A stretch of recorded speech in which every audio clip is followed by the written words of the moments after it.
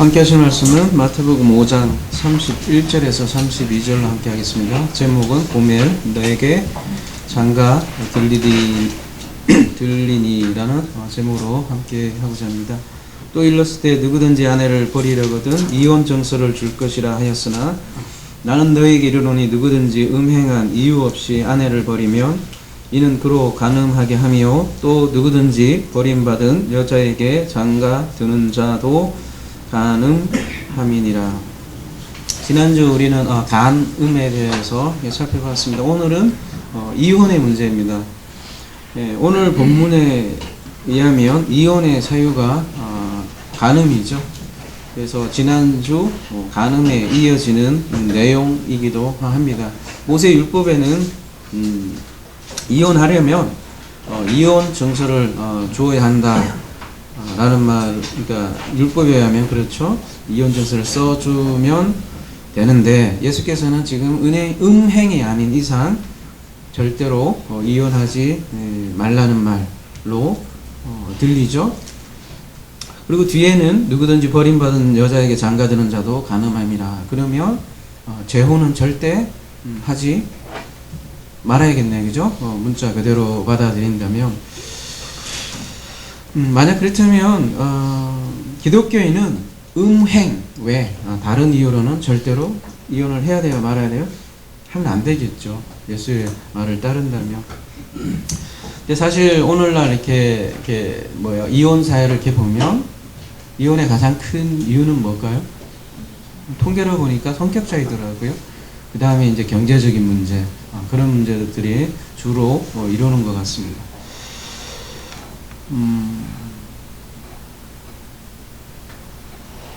어제 우리 조카 결혼식이 마침 또 있었습니다. 제 조카의 그러니까 제 조카, 그러니까 여러 명 조카 있는데 처음 결혼식이에요. 빨라요, 생각보다. 그리고 그 조카의 엄마도 저하고 나이 비슷해요. 그래서 저는 원래도 할머니쯤 돼야 이제 애들이 장가 간다 생각했는데 벌써 우리 아들들도 장가 갈 날이 이렇게 멀지 않은 것 같더라고요. 그 조카 결혼식 어제 갔었는데 아니나 다를까 마태복음 19장 6절 뭐예요? 이제는 둘이 아니여 한 몸이니 그러므로 하나님이 짝지어 준 것을 사람이 나누지 못할지니라. 이런 말씀으로 선포를 하고 축도 비슷하게 본인 서약식을 하고 이 말씀으로 그래서 앞으로는 이 둘이 절대로 사람이 나누지 못할 것입니다. 이렇게 선포를 하더라는 거죠. 그때 저는 오늘 본문이기도 해서 좀 이렇게 일치가 될까 그런 생각을 하면서 속으로 되뇌어 봤어요. 그러면 이렇게 한두 사람이 그런 선포를 했을까? 아니 크리스찬이 아닌 사람은 그렇다 쳐요. 찢어질 수 있고 나눠질 수 있는데 어제 그것도 기독교식 결혼이었어요. 그래서 앞에 목사님께서도 기도하고 주례도 다 하고 요즘은 이제 결혼식에 주례도 안 하는 그런 추세 있잖아요. 일종의 공연 비슷하게 하는데 아무튼 어제는 기독교식 결혼이었습니다. 우리 조카를 조조하는 게 아니라 일반적으로 그렇다는 거죠. 기독교인이라고 해서 그러면은 결코 이혼이 발생하지 않는가라는 거죠. 왜냐하면 기독교인 커플은 하나님께서 정해준 짝이기 때문에 절대 나눠지면 안 되겠죠.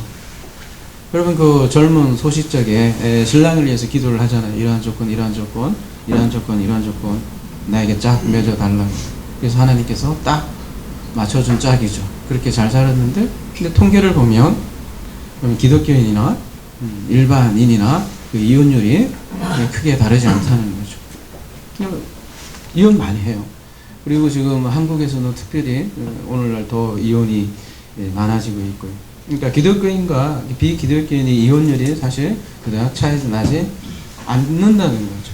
그렇다면 문자를 그렇게 소중히 여기는 우리의 기독교인들은 이 예수의 계명을 모두 다 어기게 되는 거죠. 어떻게 보면요. 이 말씀을 가정법원의 그런 해석처럼 보게 되면 모두 다 말씀을 어기게 되는 거죠. 근데 여러분 여러 번 거듭 말씀드리지만 성경에서 이 말하는 말씀이 가정법원 문제가 아니라고 했습니다. 그렇다면 이혼이 가정법원의 문제가 아니라면 도대체 뭘 얘기하려고 이런 말씀을 하는 걸까? 우리가 같이 생각해 봐야 될 것 같습니다. 여러분, 이혼을 알려면 우선 결혼이라는 것을 알아야겠죠.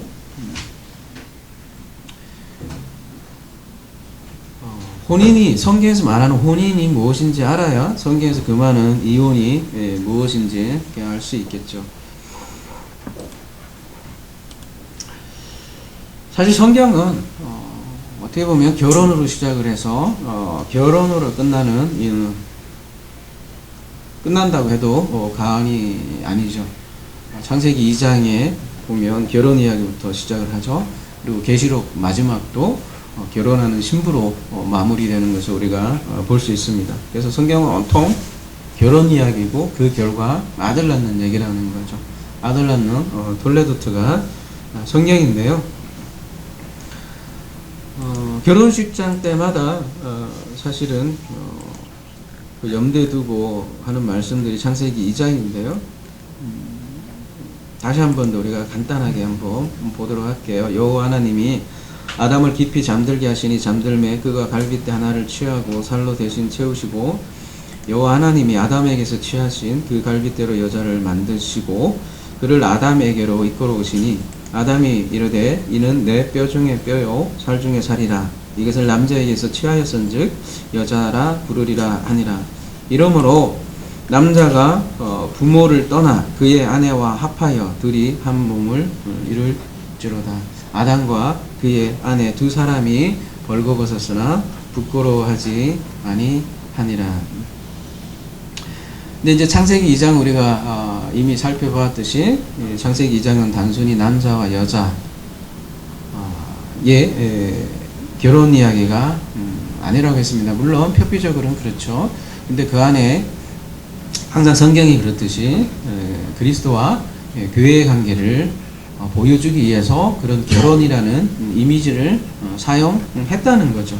창세기 2장은 남자가 잠들고 남자가 옆구리에서 나온 여자 이야기죠. 남자가 잠들고 갈빗대에서 옆구리죠. 언어에서 보면 옆구리인데 옆구리에서 나왔다는 자체가 죽음을 상징하는 겁니다. 그래서 죽음을 통해서 탄생하는 여자 이야기가 창세기 2장이고 그것을 결혼이라고 그렇게 얘기를 하고 있는 거죠. 그래서 여자 이샤, 발음도 비슷하잖아요. 남자 이쉬. 이샤라는 것은 이슈로부터 나온 거라는 거죠. 여자란 남자로부터 나온다는 사실이죠. 생물학적으로는 안 맞죠. 그래서 둘이가 너무나 긴밀한 관계이기 때문에 발음도 비슷해요. 이쉬하고 그 표현을 뼈 중에 뼈요, 살 중에 살이라고 이렇게 하는 거죠. 그래서 서로 어떻게 해요? 부끄러움이 없다라는 거죠. 왜요? 둘이 하나이기 때문에 거리낌이 없고 긴밀한 그 사랑의 관계를 이렇게 표현하는 거죠. 그래서 창세기 2장은 그리스도의 죽음을 통해서 탄생하는 교회를 얘기를 하고 있는 거죠. 그래서 이러므로 남자가 부모를 떠나 그 여자와 합한다고 되어 있는데요. 여러분이 알고 있듯이 아담이 최초의 인류라고 단순히 그렇게만 본다면 아담에게 육체적인 부모가 있을 수 없잖아요. 근데 부모를 떠난다잖아요. 그래서 이것은 단순히 어떤 한 남자를 얘기한다기보다는 아버지 하나님을 떠나서 여자에게로 온 그리스도를 뜻하는 거죠. 그래서 사도 바울이 계속해서 아담을 그리스도의 모형이다 이렇게 얘기를 하고 있는 거고요. 그래서 에베소서에서는 이 장면을 그대로 인용을 해서 뭐라 그래요? 비밀이 크도다. 그리스도와 교회에 관한 것이다 이렇게 얘기를 하고 있죠. 비밀이 크대요. 단순히 남자와 여자가 결혼하는 결혼식장의 장면이라며 비밀일까지 뭐가 있습니까? 세상 사람들도 다 아는 그런 것이 비밀은 아니겠죠. 그 이야기가 비밀인 것은 바로 그리스도에 대해서 말하기 때문에 사도 바울은 비밀이다 이렇게 얘기를 한 거죠. 그래서 우리가 이혼에 대해서 이렇게 결혼에 대해서 이렇게 간략하게 창세기 2장을 통해서 봤는데요. 결혼의 주제는 BMW에서도 많이 다루었고요. 다 할 수는 없고 간략하게 이제 창세기 2장 시작하는 2장 봤는데요. 결혼이 만약에 그리스도와 교회라면 이혼이랑 거꾸로 얘기하면 뭐라고 할 수 있는 거죠? 오늘 본문에 보면 이혼이라는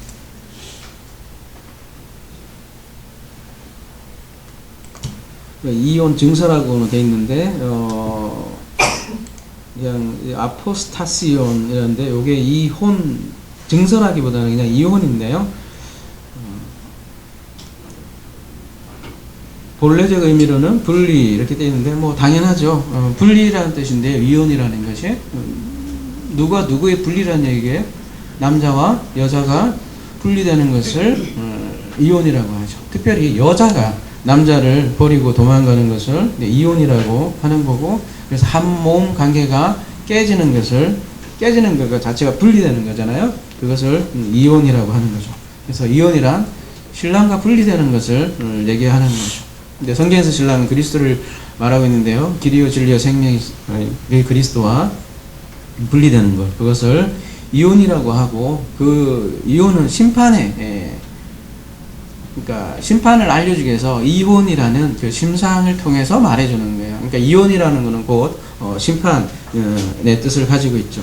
그 분리라는 뜻을 가지고 있는 거죠. 근데 그 분리의 단적인 모습으로 보여주는 게 감옥이죠. 감옥이라는 건 뭐예요? 세상과 격리시키는 거고 분리시키는 거겠죠. 그게 심판이에요. 그래서 그 심판의 심상이 이혼인 거죠. 예를 들면 요한복음 15장에 보면 나는 참 포도나무요 내 아버지는 농부라 물은 내게 붙어있어 열매를 맺지 아니하는 가지는 아버지께서 그것을 제거해 버리시고 무릇 열매를 맺는 가지는 더 열매를 맺게 하여 그것을 깨끗하게 하시느니라. 너희는 내가 일러준 말로 이미 깨끗해졌으니 내 안에 거하라. 나도 너희 안에 거하리라. 가지가 포도나무에 붙어있지 아니하면 스스로 열매를 맺을 수 없음같이 너희도 내 안에 있지 아니하면 그리하리라. 나는 포도나무요 너희는 가지라. 그가 내 안에 내가 그 안에 거하면 사람이 열매를 많이 맺나니 나를 떠나서는 너희가 아무것도 할 수 없음이라. 사람이 내 안에 거하지 아니하면 가지처럼 밖에 버려져 마르라니 사람들이 그것을 모아다가 불에 던져 자르느니라. 비유로 말하자면 이 가지가 나무에서 떨어지는 것을 분리라고 하고 이혼이라고 할 수 있겠죠. 여러분, 가지가 나무에서 떨어지면 어떻게 됩니까? 죽긴 죽는데 뭐 금방 죽지는 않겠죠. 그 가지고 있는 자기 양분을 일정 시간 사용하다가 결국은 바짝 말라서 죽는다는 거죠. 그래서 바짝 그 나무 마른 그 나무는 나중에는 땔감으로 사용되더라는 거죠. 그래서 요한복음 15장에서는 그런 심상을 이용해서 우리에게 그리스도에게 분리되면 얼마나 비참합니까? 그런 얘기를 하는 거죠. 근데 가지가 그 나무로부터 분리돼서 자기가 스스로 내가 열매를 맺겠다고 하는 게 마치 가지에서 나무에서 떨어져 나온 가지가 한동안은 살죠. 어떻게 해보겠다고 하는데 결국은 죽는다는 얘기죠. 말하자면 가지는 나무 없으면 시체다라는 것을 오늘 비유를 통해서 요한복음 15장은 얘기를 하는 거죠. 아무것도 아닌 거죠. 근데 오늘 본문에서 그 이혼 증서라고 사실은 이렇게 번역이 되어 있는데 원래 이혼이라는 거고요. 원래 뒤에 증서가 들어가려면 비블리온이라는 단어가 더 추가가 되어야 되는데요. 예를 들면 마태복음 19장 7절 가볼게요.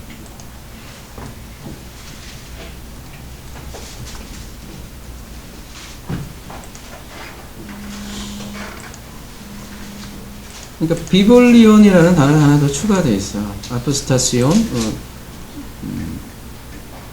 앞에 이제 비블리온이 되어 있고요. 그러니까 이혼이라는 책이라는 단어가 하나 더 붙어 있는 거죠. 근데 이제 오늘 본문의 이혼 증서라고 번역한 이유는 신명기 때문이죠. 신명기 24장 1절 가보겠습니다. 이게 오늘 본문에 가장 연관된 본문이고 가장 중요한 본문이기도 한데요. 이 신명기 24장을 제대로 이해해야 될 것 같습니다.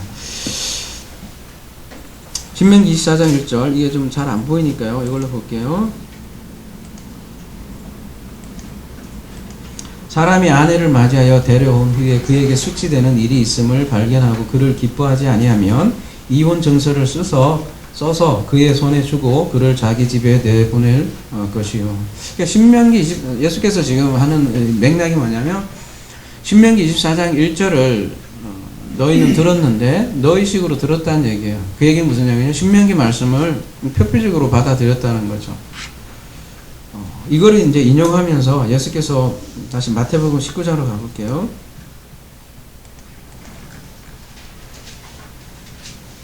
아까 이제 우리가 본 이 창세기 말씀이 저 앞에 나오죠. 그래서 봤던 거고요. 이제 7절에 그러면 여짜오되 그러면 어찌하여 모세는 이혼 정서를 주어서 버리라 명한나이까. 예수께서 이르시되 모세가 너희의 마음의 완악함 때문에 아내 버림을 허락하였거니와 본래는 그렇지 아니하니라 이렇게 얘기를 하고 있네요. 너의 마음을 완악할 8절에 보면 완악함을 인해서 아내 버림을 허락했는데 본래는 그렇지 아니하다. 본래는 그렇지 않다는 말씀은 너희들이 이 말씀을 오해했다. 그런 말이잖아요.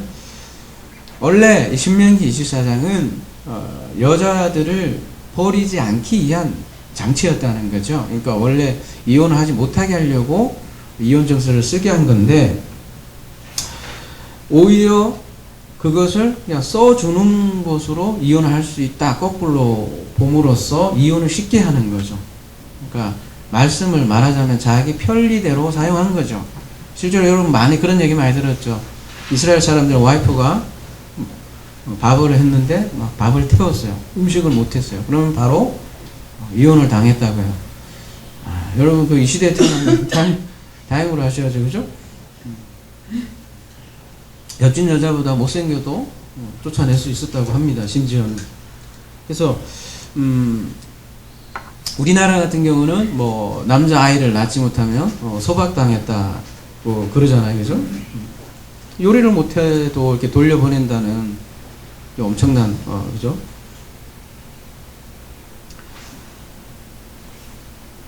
그렇게 이스라엘은 그 말씀을 그냥 이혼 정사는 딱 써주면 이혼을 할 수 있다 그런 식으로 자기 말씀을 자기 편한 대로 사용했다는 거죠. 근데 너희들 마음대로 써먹으라고 그렇게 한 율법이 아니다라고 얘기를 하는 거고요. 그래서 오늘 본문에 이제 다시 그 말씀을 인용하면서 예수께서 32절에 뭐라고 얘기를 하냐면 나는 너에게 이르노니 이렇게 신명기 24장을 다시 이제 해석을 해주는 거예요. 누구든지 음행한 이유 없이 아내를 버리면 이는 그로 간음하게 하며 또 누구든지 버림받은 여자에게 장가드는 자도 간음함이라. 신명기 24장이 창세기 2장과도 마찬가지로 그 남자와 여자 관계를 통해서 결국은 그 하나님과 우리 관계를 설명하는 것이라고 했어요. 성경이 다 그래요. 성경은 우리를 살리는 구원의 이야기지 가정법원 얘기가 아니라고 분명히 말씀을 드렸어요. 그렇기 때문에 구원의 책이 되는 거죠. 그러니까 이 결혼이나 이혼이나 이런 거는 일종의 제가 자주 사용하는 말로 그림 언어라는 거죠. 그 그림 언어를 통해서 하나님과 사람 관계를 설명하려고 그러는 거예요.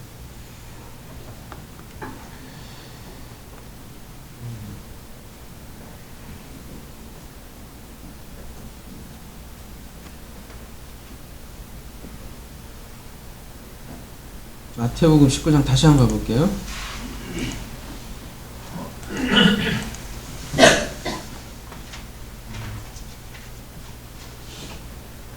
아내를 버리는 것에 대해서 얘기를 하고 있고요. 4절에 그래서 예수께서 대하여 이르시되 사람을 지으신 이가 본래 그들을 남자와 여자로 지으시고 말씀하시기를 그러므로 사람이 그 부모를 떠나서 아내에게 합하여 그 둘이 한 몸이 될지라 하신 것을 읽지 못했느냐.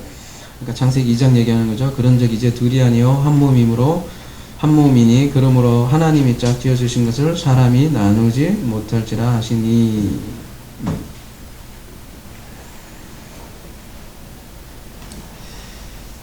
다시 말해서 신명기 24장 1절 말씀의 본래 의미는 사람이 그 부모를 떠나 아내에게 합하여 한 몸이 될 것이라는 그 말씀을 가리킨 것이라는 거죠. 그리고 사도 바울도 창세기 2장 20절의 이 말씀은 그리스도와 교회에 관한 것이다 이렇게 얘기를 하고 에베소서 5장 32절에요. 여자인 우리가 한 몸 되신 그 주님과 하나님을 얘기를 하는 거죠. 그래서 남자와 여자 결혼을 얘기하는 이유가 진짜 이유가 그리스도와 교회의 관계를 말하기 위함이라는 거죠. 그래서 그 짝지어 주신 것을 사람이 나누지 못한다는 거죠. 물리적으로 남자와 여자는 여러분 짝지어 주신 그러니까 나누지 못한다면 오늘날 이혼이 왜 이렇게 많이 일어나는 거예요? 성경이 하나도 안 맞잖아요. 그래서 그런 나누지 못하는 걸 얘기하는 게 아니라는 거죠. 그래서 오늘 다시 그 신명기로 가보면 사람이 아내를 취하여 데려온 후에 이렇게 번역이 되어 있는데요. 데려왔다 이렇게 했는데 여기 보면 바알이라는 말을 쓰고 있어요. 데려와서 그러니까 원문을 그대로 얘기하면 뭐예요? 취했어요. 라카 이시 사람이 누구를 이샤를 그리고 바브가 붙어 있죠. 그리고 바알이 되어 있으니까 뭐예요? 취한 후에 뭐가 됐다는 거예요? 그의 바알이 되었습니다. 이렇게 얘기잖아요. 바알이 뭐예요? 주라는 거예요. 주 혹은 남편. 남자가 여자를 취했습니다. 그리고 그의 남편이 되었습니다. 그런 얘기잖아요. 그리고 그 후에 그 바알이 그 아내에게서 수치된 일을 발견하거든 이렇게 얘기를 하고 있잖아요. 그러니까 수치된 일은 뭘까요? 아까 같이 뭐 밥 태우는 일일까요? 아니면 그죠? 남편에게 마음에 안 드는 그런 얘기를 하는 걸까요? 수치 에르바라고 되어 있는데 원래 발가벗은 부끄러운 그런 뜻이고요. 일이라는 거는 다바른데요. 예, 말씀이라는 뜻이 원래 가장 주된 뜻이죠. 그러면 수치스러운 말씀, 벌거벗은 말, 부끄러운 말, 그 말은 무슨 말일까요, 여러분? 남자가 여자를 취해서 그의 남편이 됐어요. 근데 그 여자가 수치스러운 말, 수치스러운 일을 가지고 있어요. 그거를 음행이라고 하는데요. 오늘 본문에서도 보면 그래서 마태복음 5장 32절에도 보면 똑같이 요거를 이제 그대로 갖고 왔으니까 누구든지 음행한 연고 없이 이렇게 연고로 번역을 돼 있는데 보면 연고라는 말이 뭐라고 돼 있냐면 로고스예요. 그죠? 그래서 음행의 로고스. 그러니까 음행의 로고스 없이. 그러니까 여기도 똑같이 히브리어로 말하면 다 다르죠. 히브리어로 로고스로 지금 표현을 하고 있는 거죠. 그리고 다시 신명기로 넘어가서 수치스러운 다바르를 얘기를 하고 있고 뭐라고 되어 있냐면 맞자. 여러분 맞자 많이 봤죠? 발견하다 이런 거잖아요. 그죠? 맞자. 근데 뭐를 그러니까 부정이 앞에 있으니까 뭐를 맞자 하지 못해요? hen이 뭐예요? 은혜죠. hen. 그러면 은혜를 맞자 하지 못하거든. 그러니까 그게 수치스러운 다바르라고 해요. 그러니까 은혜스러운 말을 발견하지 못하거든. 샬라그 내보내라 그 얘기잖아요.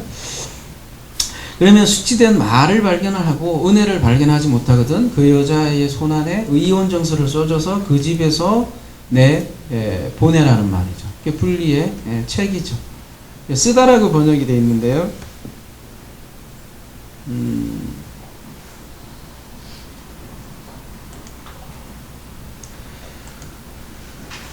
원래 이 세페르는 새기다라는 거예요. 그 여자에게 이렇게 새겨서 집에다가 내보내는 거예요. 이 집은 물론 신랑의 집이겠죠. 신랑의 집인데 어디를 얘기하냐면 또 성전을 얘기하는 거겠죠. 성전에서 쫓아라. 그러니까 성전에서 쫓아낸다는 말은 그녀가 성전이 되지 못한다는 얘기겠죠. 이게 무슨 말인가 굉장히 여러분 어려울 수도 있는데 오늘날로 얘기하면 쉽게 얘기하자면 그런 거예요. 우리에게 성경책이 주어져요. 근데 이 성경책이 에르바 따바르, 그러니까 수치스러운 말로 간직하게 되면 그게 다른 말로 하면 이 말씀 안에서 은혜를 발견하지 못하면 이 성경책 자체가 분리의 책, 그러니까 이혼책이 된다는 거예요. 그러면 나는 뭘 가지고 있냐? 수치스러운 말로 가지고 있다고.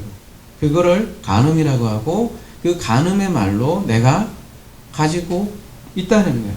그 자체가 이미 단절이요, 분리요, 심판이라는 얘기죠. 이렇게 성경책 이렇게 꼭 껴안고 다니자. 요즘은 좀 안 그래요, 그죠? 예전만 같아도 그죠? 이렇게 딱 주일날 교회 가면 다 이렇게 멋있잖아요. 거룩해 보이고. 근데 그렇게 가져가더라도 그 성경책을 다른 간음의 말로, 수치스러운 말로 가지고 있다면 이게 딱 이혼 정서를 딱 가지고 다니는 그 꼴이라는 거죠. 그래서 여러분 성경책을 통해서 다름이 아니잖아요. 은혜잖아요. 은혜를 발견하지 못하면 생명책이 아니라 이혼책이라는 거죠. 그러니까 특별히 이혼 전서를 막 써줘서 분리되는 게 아니라 성경책 자체가 이혼책이 된다는 거죠. 그러면 그 성경책 가지고 간음을 한단 말이죠. 그래서 성경을 표피적으로만 읽으면 그 표적으로만 알고 그 표적으로 작용하면 표적만 원하게 되고, 그러면 성경책이 아까도 가정법원으로 오늘 말씀도 읽게 되면 그렇게 멋지게 목사가 말이야 나누지 못할지라 얘기했는데 나누지 못하기는 뭐 다 나누지던데 다 찢어지고 전혀 뭐 영빨이 없잖아요. 그렇게 따지면. 근데 사람들은 그런 생각을 안 하는 것 같아. 나는 아니겠지. 아니기는 살아봐. 다 찢어지고 그러지. 그러니까 온통 가정법원으로 말씀을 생각하니까 온통 하나의 말씀이 하라 하지 말라 그냥 잔소리만 들리고, 그걸 통해서 내가 다른 사람을 볼 때 좋은 놈, 나쁜 놈, 이상한 놈 다 이렇게 분리하면서 자기는 좋은 놈인지 알죠, 그죠? 대부분 그런 사람들은 자기는 좋은 놈이야.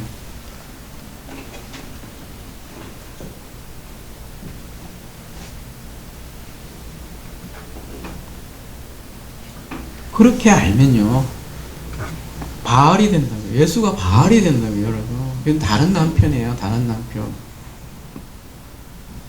그런 남편을 알고 있으면 나는 너를 도무지 알지 못한다. 그런 소리 듣는다는 거죠.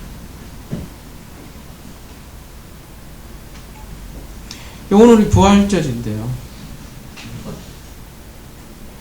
부활은 좋아할지 모르지만 죽음을 통해서 이루어지는 부활입니다.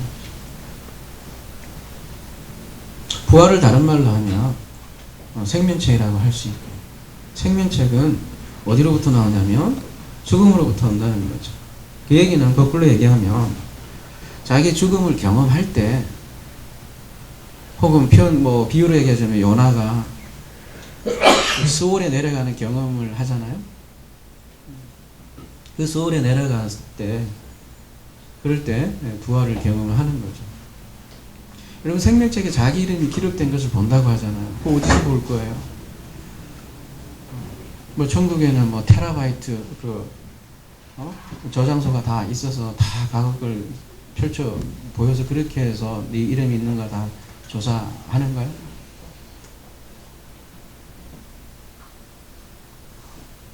그럼 성경책은 그리스도에 관한 책이라고 하잖아요. 그리고 그 그리스도가, 그 예수가 이야기가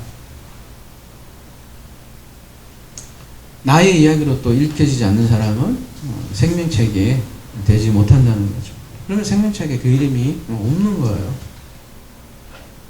지금도 부활 사건도 마찬가지잖아요. 예수의 죽음도 마찬가지고. 그걸 기념해서 멋지게 행사를 하지만 그게 2000년 전에 예수에게만 해당하는 것이고 나와 상관이 없는 일이라면 그 부활절 절기는 도대체 뭐예요?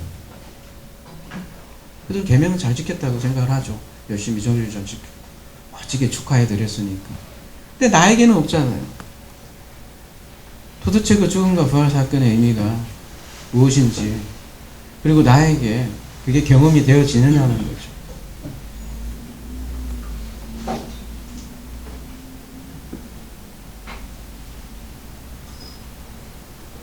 그러니까 성경책이 이혼책이에요. 그렇게 알게 되면 밖에 하나님을 알고 그럼 모든 것이 분리된다는 거죠.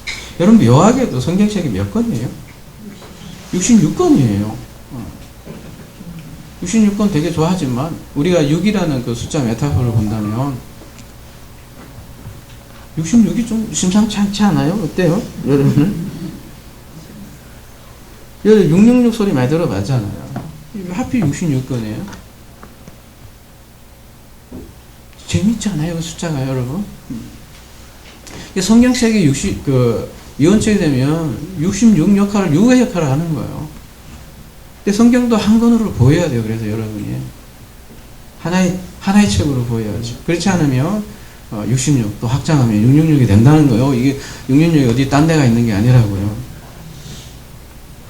그래서 여러분 계시록에 보면 심판의 책들이 나오고요. 생명책이 나와요. 계시록에 가보면 여러분 기억하실지 모르겠지만 생명의 책들은 복수로 나오고 생명책은 단수로 나와요. 한 책이에요.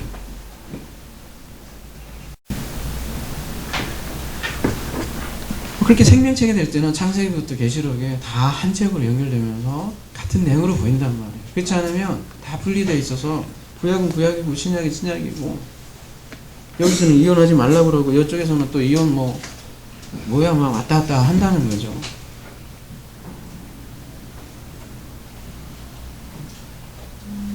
그렇게 성경책을 그러한 말로, 그러한 로고스로, 그러한 따바로로 가지고 있으면 그거를 수치스러운 말이라고 하고 부끄러운 말이라는 거죠. 여러분 호몰로게어라는 헬라어가 있죠.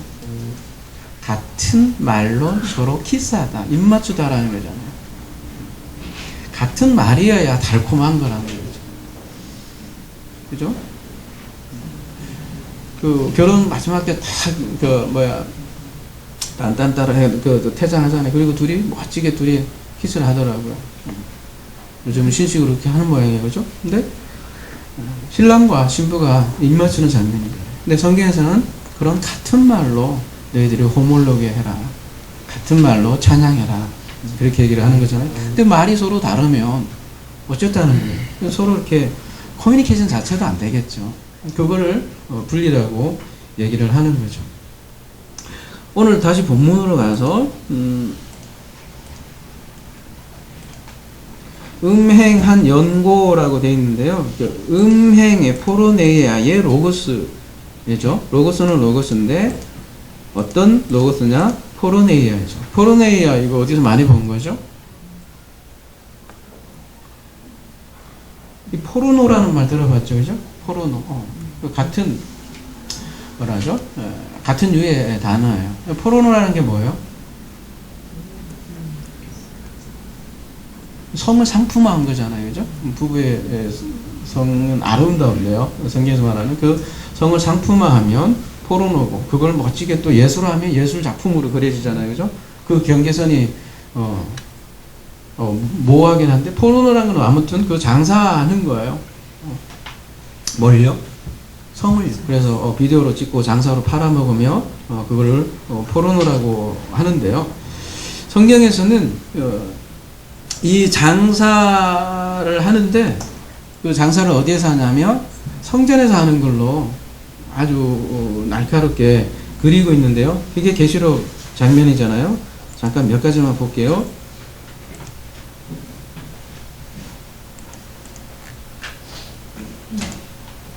계시록 14장 8절 또 다른 천사 곧 둘째가 그 뒤를 따라 말하되 무너졌도다 큰 성 바벨론이여 모든 나라에게 그의 음행으로 말미암아. 이때 음행을 이런 식으로 얘기한다고요.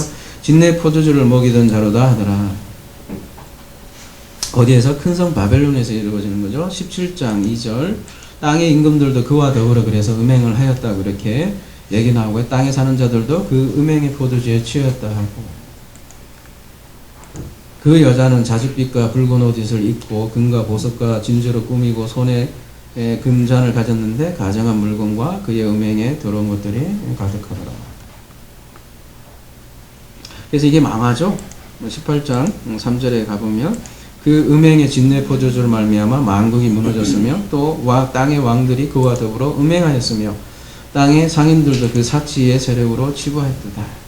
그래서 성경에서 말하는 그 음행은 뭐 단순히 남자 여자가 바깥에서 눈이 맞아서 뭐 그렇고 그런 얘기를 하는 게 아니라, 물론 뭐 그것도 하나의 그림이겠죠. 근데 성경에서 말하는 거는 그 큰 성 바벨론에서 이루어지는 그 잘못된 장사를 음행이라고 얘기를 하고 있네요. 그래서 예수께서도 보면 성전에서 장사하는 사람을 내쫓으시고 내 집은 기도하는 집인데 너희들이 장사하는 집으로 만들었구나 해서 다 성전을 이렇게 정화하는 그런 사건이 나오죠. 성전은 원래, 내 집은 원래 기도하는 집이다, 그렇게 얘기하잖아요. 기도하는 집이라는 건 하나님의 원함, 그 원함이 하나님의 뜻이 내게 이루어지게 하는 그곳이 성전인데, 너희는 그거 갖고 하나님의 뜻을 이루지 않고 장사만 하고 있구나 하면서 예수께서 그런 시위를 하신 거잖아요. 그래서 희생제사라는 게 성전에서 이루어지지만 그 희생제사를 통해서 우리를 죽음으로 이끌지 못하고 부활로 이끌지 못하며 그 희생제사는 무엇이겠냐는 거죠. 오늘날도 마찬가지로 부활절 큰 장소에서 모여서 연한 예배 드리면 뭐하냐고요. 응?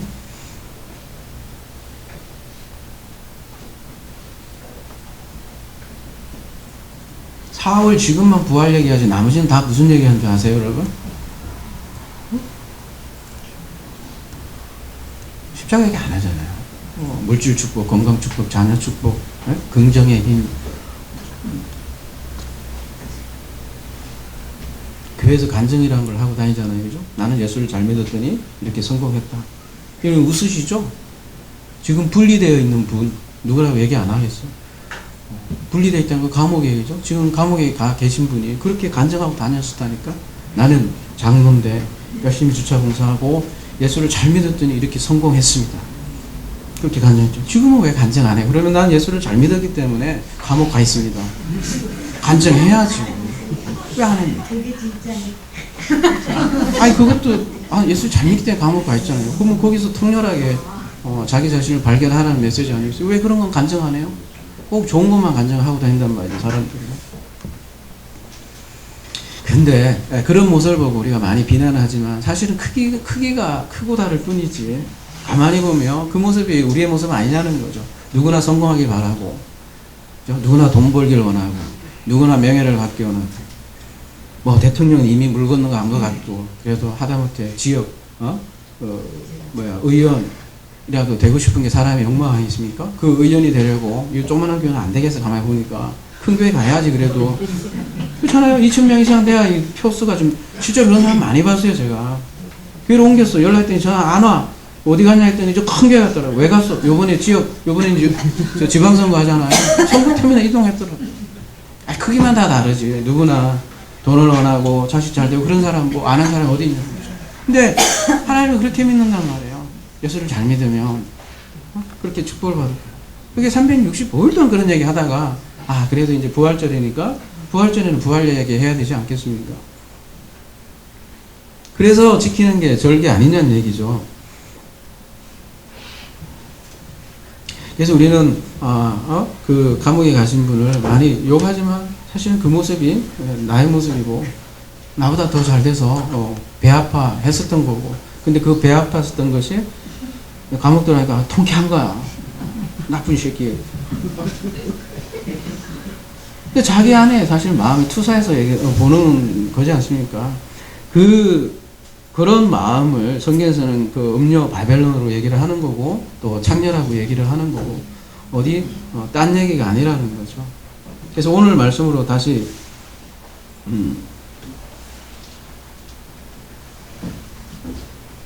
성경 그래서 늘 우리를 고발해요. 심판을 얘기하기 전에, 구원을 얘기하기 전에 반드시 심판을 얘기하고요. 먼저 고발을 한다. 통렬하게 해요.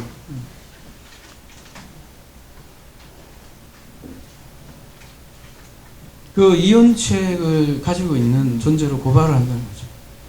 그런 고발한 상태에서 그들을 어떻게 생명책으로 인도하느냐. 이게 복음 아니에요. 복음이라는 건 물질 축복, 성공 축복, 그 마지막 엔딩만 보는 것 같은데, 그게 아니라는 거죠. 그러면 우리가 이 어떻게 이혼책을 가지고 있는 이 존재를 어떻게 생명책으로 인도하는가? 그 신명기 24장 1절에 이미 그 답이 다 있죠. 특별히 그 이혼책이라고 돼 있는데 캐리투트인데요. 단절 이혼이라는 뜻인데 이게 원래 카라트에서 나온다는데 자르다라는 뜻이에요. 자르다. 그러면 이혼 정서 이제 자르다니까 분리겠죠. 근데 묘한 것은 성경은요. 이 자르다라는 게 분리인데 무슨 뜻을 가지고 있냐면 많은 경우 많이 뭐라고요? 카라트. 언약을 맺다라는 단어에 쓰여요. 왜 자른 건데 언약을 맺다라는 단어로 쓰일까요? 왜냐면 옛날에 잘랐거든. 뭘요? 고기를 둘이 딱 잘라갖고 피 줄줄줄 흘리면서 양쪽에다 놓고 그걸 지나가게 했다. 그러면서 언약을 맺는 거예요. 네가 만약에 언약을 맺지 않으면 넌 반드시 죽을 거다. 지금 이제 북미 회담도 할 것 같은데 난 둘이 좀 했으면 좋겠어. 딱 잘라놓고 둘이 지나가면서 평화를 맺자. 만약에 하면 지금은 그런 식으로는 안 하지만 옛날에는 말하자면 그런 개념으로 한 거예요. 둘이 협약을 맺었는데 꼭 누가 배신하잖아요. 보면 우리 과거에도 그런 일 많이 일어났잖아요. 그죠? 그 모습이 창세기 15장에 나오는데 잘린 고기 사이에 횃불이 싹 지나간다. 원래 언약이라는 거는 누가 지나가야 돼요? 쌍방, 계약자, 당사자가 지나가야 되는데 창세기 15장에 누구만 지나가요? 아브라함은 안 지나가요. 횃불만 지나가요. 그게 무슨 얘기예요? 그 잘라진 고기 사이에 지나가서 그 죽음을 당하는 자는 누구란 얘기예요? 하나님이란 얘기예요. 그 얘기는 내가 반드시 내가 죽음을 통해서라도 반드시 내가 이 약속을 지킬게. 누가? 하나님이요. 하나님만 그래서 지나가는 거예요. 그래서 죽음을 통해서 카라트 내가 그 언약을 세웠고 그 캐리투트 그 이혼의 문제를 내가 해결할 거라는 그 언약이 창세기 15장에 담겨 있는 거죠. 그러니까 창세기 15장이 그 죽음으로부터 신부 하나 되는 그 약속이 이미 담겨 있다. 캐라트 잘라짐의 언약이라고 얘기하고 싶은데요. 그게 신약에서도 나오는데 그게 휘장이 찢어지는 모습으로 나오잖아요. 그리스도의 죽음이죠. 그래서 오늘 산상수훈에서 제가 거듭 말씀드리지만 그 한 구절 한 구절이 모두 그리스도의 죽음이 담겨 있어요. 그 말씀 하나하나에. 우리 지난주도 그렇잖아요.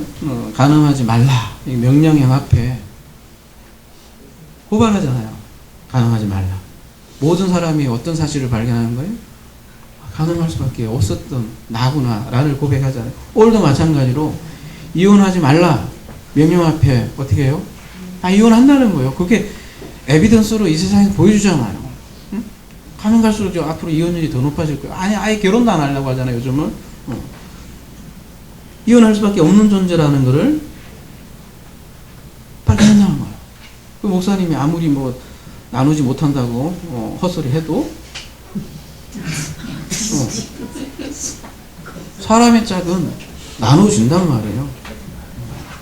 그러면 거꾸로 무슨 얘기를 하는 거예요? 너희들의 짝은 반드시 나눠준다는 거잖아요. 그걸 결혼 현실을 통해서 보여주는 거잖아요. 그리고 살아도 맨날 찌죽 뽑고 살아요. 뭐 가서 해피엔딩도 아니란 말이죠. 거꾸로 뭘 보여주고 싶은 거예요? 그러니까 너희들은 반드시 갈라진다는 얘기는 거꾸로. 근데 하나님의 짝은 나누지 못한다. 그 얘기 하려고 하는 거죠. 너희들은 나 아내를 버리지 사실은. 그죠? 그래서 심지어 요리를 못해도 버리고 뭐 별 이유를 다 해서 버린단 말이죠. 그런데 거꾸로 얘기하면 안 버리는 자가 있다라는 얘기죠. 이게 이제 호세아서에서 이 복음이 잘 담겨 있는데요. 호세아서 내용이 뭐 음행한 아내, 버려진 아내, 그러한 여자에게 장가가는 남자잖아요. 그 얘기하는 거잖아요. 그 간음하는 남자의 이야기가 호세아서 얘기라는 거죠. 호세아서 보면 고멜이라는 여인이 나오는데 이 고멜은 그 우상 숭배하는 이스라엘을 고발하기 위해서 고멜을 통해서 얘기를 하는 건 말이에요. 우상 숭배라는 게 뭐예요? 간단히 얘기하면 그게 간음인데 다른 바알 남편을 하고 꿍짝꿍짝꿍 하고 사는 게 우상 숭배라는 말이에요. 그거를 좀 더 뭐라고 해야 되나 좀 다이나믹하게 그린 게 매춘이라는 표현으로 이렇게 하는 거란 말이에요. 매춘. 매춘이라는 것보다 더 강력한 단어가 없잖아요. 여러분 심상 딱 떠오르면 그리고 그 모습을 계시록에는 음녀 바벨론으로 그린 거고요. 그런데 그런 여자를 버리지 않는다는 게 호멜스예요. 아니, 호멜스라니. 호세예요. 그런 여자를 안 버리겠다는 거야. 창녀를요. 이게 복음이라니까, 여러분. 그 여자에게 장가드는 자가 있으니 호세아예요, 호세아. 그래서 그 호세아가 고멜을 구하기 위해서 보리 한 호멜 반, 은 15인데 합하면 은 30이에요. 은 30, 구석의 숫자잖아요. 고멜을 사는 이야기가 호세아죠. 호세아가 헬라어로 뭐예요? 예수아예요, 예수. 호세아는 그래서 예수의 이야기고, 그러면서 호세아는 가늠한 거죠. 가늠한 여인을 구하기 위해서 가늠한 여인과 결혼한 그리스도를 보여주는 이 스토리가 호세아예요. 그래서 오늘 말씀의 요지는 너희는 음행을 할 수밖에 없다. 말하자면 너희는 다 창녀다. 너희는 이혼 상태다. 그러니까 하나님이 이혼하지 말아라. 그렇게 얘기해서 명령을 떨어지며, 근데 현실은 이혼한다는 거예요. 그거를 세상의 통계가 증명을 해주고 있고, 너희는 다 아내를 버린다. 그러나 나는 너희를 버리지 않는다. 하나님은 절대로 버리지 않는다. 그래서 복음인 거예요. 오늘 말씀도 그래서 하나님이 여자를 향한 남자의 확신입니다. 그 말을 조금 더 풀면 로마서인데요. 로마서는 좀 더 쉽죠. 그런 의미에서 보면 직선어법이니까, 그죠? 8장 38절 내가 확신하노니 사망이나 생명이나 천사들이나 권세자들이나 현재일이나 장래일이나 능력이나 높음이나 깊음이나 다른 어떤 피조물이라도 우리 주 그리스도 예수 안에 있는 하나님의 사랑, 이게 사랑이에요. 사랑에서 끊을 수 없네요. 어제 이제 결혼식 갔으니까 또 하나 더 얘기할게요. 어제 고린도전서 13장 얘기하면서 사랑 쭉 얘기하면서 그러니까 참아라 그 얘기를 계속 메시지를 하더라고요. 사랑은 참는 거니까. 그 듣는 그 신부는 어떻게 했어요? 시집살이 하면 엄청 참아야 되는 거야. 그 생각을 할 거 아니니까. 그 메시지를 이렇게 전하더라고요. 어쩔 수 없죠. 그냥 그렇게 문자적으로만 받아들여요. 난 묻고 싶어. 그분에게 진짜 참고 사는지. 그 메시지를 전하는 분도 참고 사는지. 난 모르겠어요. 제가 왜 이런 얘기를 하냐면, 많은 사람들이 고민이 그런 고민이에요. 난 좀 진리 이제 좀 아는 것 같고 말이에요. 복음을 아는 것 같고 좀 하나님을 안다고 하는데, 나는 왜 이렇게 못 참지? 그리고 왜 이렇게 안 변하지? 아니, 내 성격이 그래도 뭔가 복음을 전하려면 성격이 그래도 좀 좋아지면서 이렇게 좀 더 고상해지지 않느냐 하는 거죠. 응?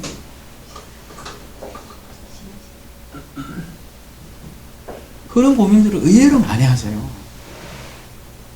확신이 안 서는 거야. 내가 진리를 아는 거. 진리를 안다면, 응? 적어도 부처처럼 늘 웃어야 되고, 그죠? 옆에서 뭔 소리를 하더라도, 운전을 하는데 옆에서 빵빵거려도, 응? 그래, 나는 바깥에서 봐야 되니까, 그래, 열받는 나를 보고, 그렇게 자꾸 생각하는 거죠. 근데 여러분, 진리를 알았다는 건 다른 게 아니에요.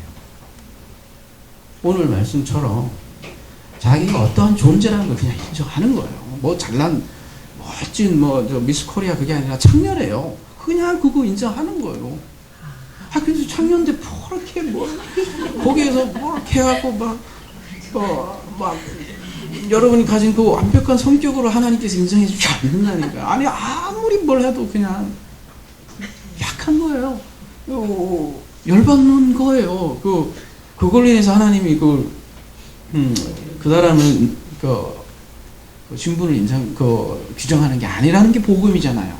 그러니까, 내가 잘 안 돼. 그러면 그대로 인정하는 게 그냥 복음이라고요. 근데 계시록에서는 어떻게 끝나냐.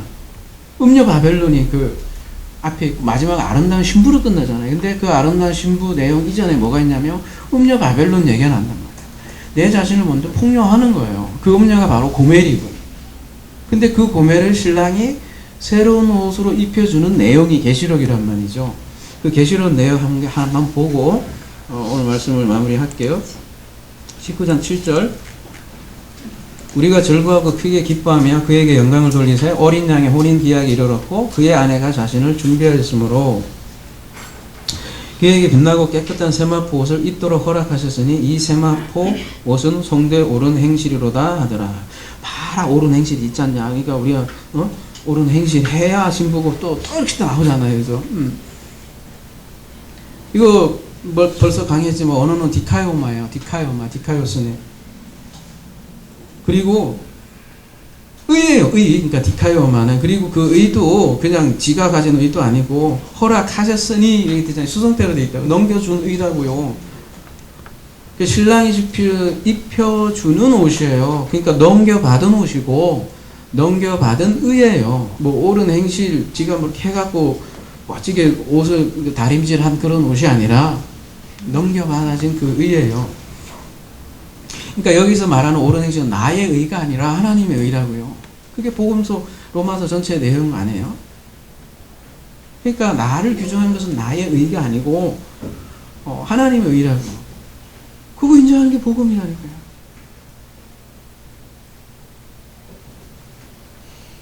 한결같은 고백이에요.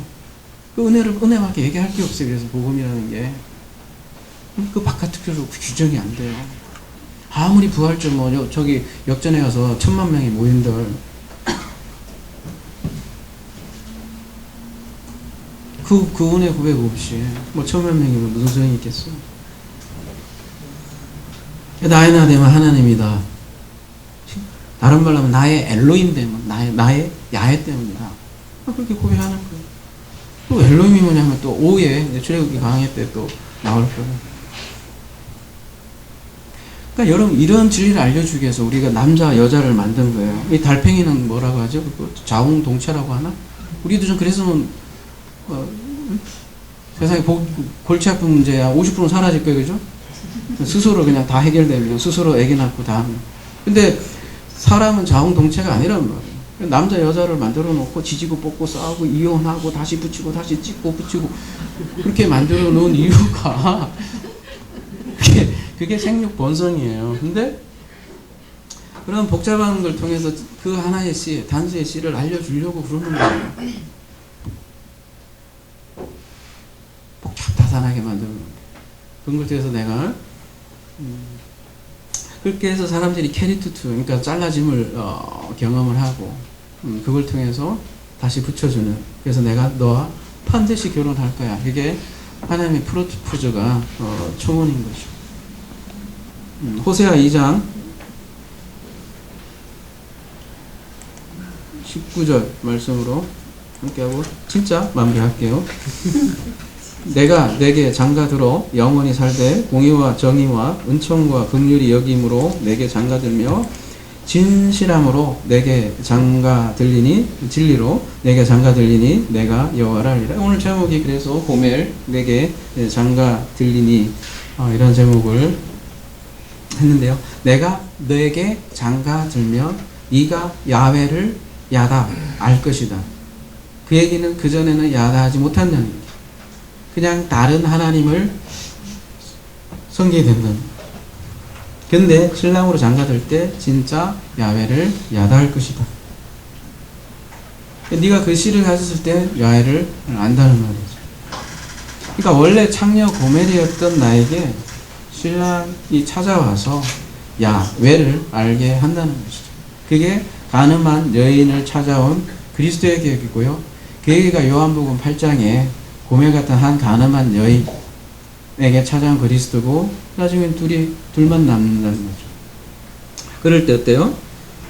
이게 신약의 고멜과 호세아예요. 요한복음 8장에 부끄러움이 없고 무서움이 없고. 원래 선악과를 취하고 나서 첫 번째 현상이 뭐예요? 부끄러워하잖아요. 수치스러운 마음을 가지고 있는 거죠. 그러니까 여러분 다시 한번 생각합시다. 응? 자기를 뭔가로 보여줘야 한다는 그 강박증 혹은 어떤 성화, 뭔가 계속 디벨로핑 자기 성격을 해야 한다는 그런 강박증. 그 일종의 부끄러움이에요. 그거 가지고 자꾸 하나님께 들이대려고 하니까 부끄럽지요. 근데 그거 감싸주는 게 신랑이 우리에게 그런 부끄러운 일 없애주는 게 복음이란 말이에요. 근데 왜 자꾸 과거의 것으로 자꾸 그 부끄러움 수치를 가리려고 하냐는 거죠. 이런 말씀들이 그냥 하나님의 의예요.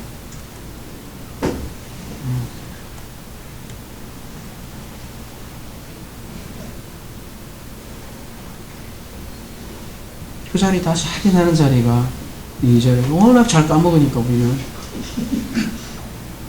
워낙 그냥 까먹는 게 도통해서 뭐가 복잡해 이거 아무것도 없잖아요 여러분. 뭐 매주 똑같지 않습니까? 근데 그렇게 까먹어. 가면 또 어떻게 아니 또 맨날 질문하는 게 맨날 그 질문. 목사님 왜 나는 게 성질이 이렇게 더러워요? 그럼 또 이거 어디서 얘기를 해야 되냐고. 골치 아파 죽겠어요.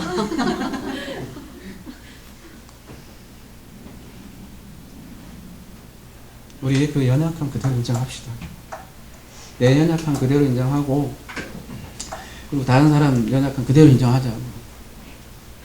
그럼에도 불구하고 하나님께서 나를 그 신부로 같이 그것도 뭐 한순간도 아니고 장가들어서 영원히 산다고 하잖아요. 그리고 진리로 내게 장가 든다고 하지 않습니까? 그 연약함 그대로 인정하고 신랑의 품에서 신랑의 사랑으로 살아가는 하나 사람 되기를 기도합니다.